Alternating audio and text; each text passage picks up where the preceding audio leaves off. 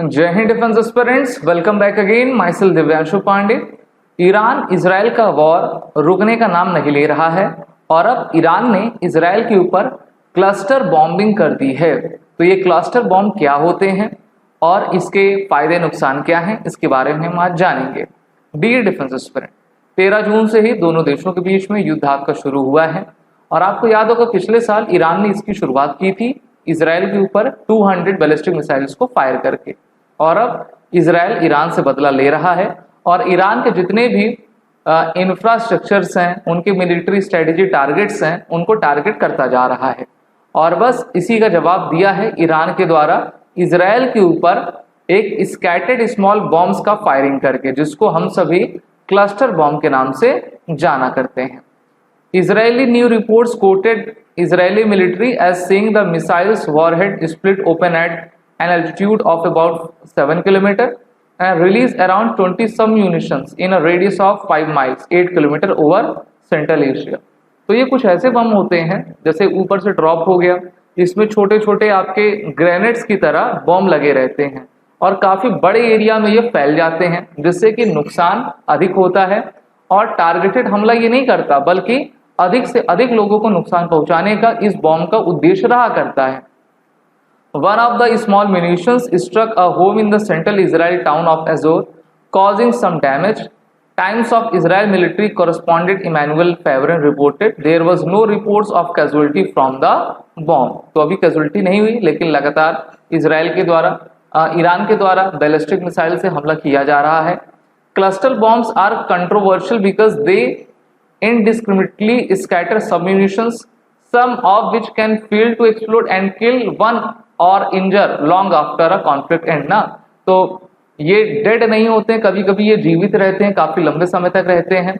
और कोई मान लीजिए लोग वहां से जा रहा है या फिर हीट काफी पड़ गई तो अपने से ब्लास्ट भी हो सकता है, जिससे कि जो निर्दोष व्यक्ति हैं उनको इससे काफी हानि पहुंचेगी। The terror regime seeks to harm civilians and even use weapons with the wide dispersal in the order to maximize the scope of damage। ये इजरायली मिलिट्री के द्वारा आपका कहना है।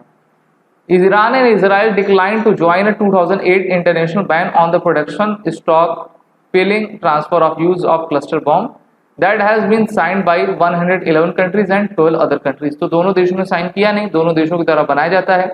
कुछ इसी तरीके के बॉम्ब्स आपका लगता है, एक ही पूरे उसमें रॉकेट टाइप में ढेर सारे आप बॉम्ब्स डाल दोगे और ऊपर से उसको एक्सप्लोड कर दोगे, फिर वो छितर के जो है फैल कर एक्सप्लोजन करता जाएगा।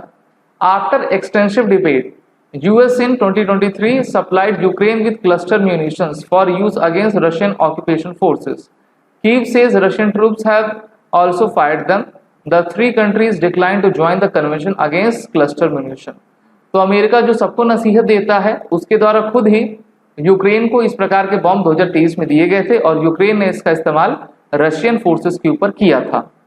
क्लस्टर बॉम्ब क्या है? तो देखिए कुछ इस तरीके का लगता है, आपको लगता होगा ये छोटे छोटे पत्थर हैं, नहीं, इसमें आपके एक्सप्लोजिव्स रहा करते हैं।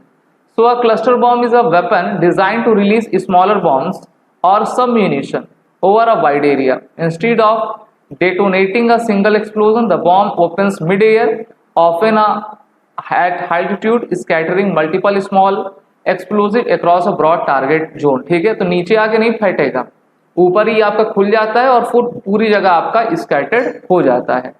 The controversy lies in their indiscriminate nature and their tendency to leave behind unexploded ordnance।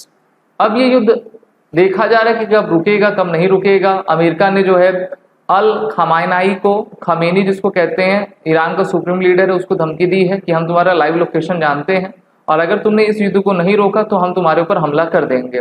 America के जितने भी फाइटर जेट्स हैं उनको कहा गया है कि आप स्टैंड बाई पे रहिए और अगर ईरान के द्वारा अमेरिकन बेसिस पे हमला किया जाएगा तो अमेरिका भी इसका पलटवार जरूर करेगा। इजराइल वहीं पर बार बार कह रहा है ईरान के लोगों से कि देखिए हमको रेजिम चेंज करना है और आप भी यही चाहते हो, और ऐसा है भी, क्योंकि ईरान के लोग जो हैं उनकी जो IRGC मिलिट्री है, ईरानियन रिवोल्यूशनरी गार्ड, और उनका जो सुप्रीम काउंसिल है नेताओं का जिसमें अल खमेनी है, उनको हटाना चाहता है। लेकिन भारत के लिए अब बात कैसी रहेगी? तो देखिए भारत चाहेगा कि रेजिम चेंज हो, लेकिन ऐसी सरकार न बने जो कि अमेरिका के और वेस्ट के इशारे पे चले, तब वहां पर काफी खराबी आ जाएगी भारत के लिए, क्योंकि फिर वो चाबहार बंदरगाह को बनने नहीं देंगे और भी बहुत सारी अड़चने आपके लगाएंगे।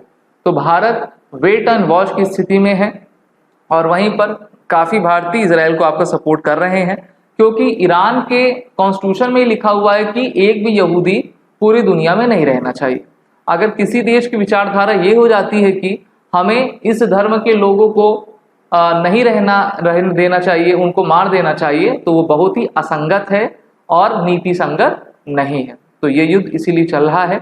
इजराइल ने कई युद्ध आपके लड़े हुए हैं। 2023 से इजराइल आपका युद्ध में आपका फंसा हुआ है। इजराइल ने ईरान के जितने भी प्रॉक्सीज थे उनको मार दिया है और ईरान के द्वारा अब जो है क्लस्टर्स बॉम्ब का यूज किया जा रहा है। अब मैं आपको बता दूं कि इजराइल और ईरान की जो सीमा है वो लगभग 1600-1700 किलोमीटर दूरी पर है और कई देश उसके बीच में आ जाते हैं। तो ये युद्ध कब तक आपका चलेगा, कब खत्म होगा, इसमें आगे क्या होगा, कुछ कहा नहीं जा सकता। लेकिन बात यह भी है कि इजराइल के लिए अल खमेनी को मारना काफी आसान है और अगर इजराइल को अल खमेनी को मारना रहेगा तो वो हो सकता है कि अमेरिका से परमिशन ले या फिर उनको बताए या फिर ना भी बताए। देखते हैं कि भविष्य किस प्रकार से इस युद्ध का रहेगा। आप सभी वीडियो को लाइक करें, शेयर करें, हमारे कोर्सेस में इनरोल हो जाएं, जिससे कि आने वाले एग्जाम में आप बेहतर तैयारी करके अच्छा स्कोर करें और हमारे एसएसबी इंटरव्यू ऑनलाइन बैच में भी शामिल होइए। जय हिंद। अगर आप एक डिफेंस एस्पिरेंट हैं और SSB interview, NDA, CDS, AFCAT जैसे एग्जाम्स के लिए प्रिपेयर कर रहे हैं तो आप एसएसबी क्रैक एग्जाम्स के कोर्स को चेक करना ना भूलें। आप हमारी लर्निंग एप्लीकेशन को गूगल प्ले स्टोर से भी डाउनलोड कर सकते हैं।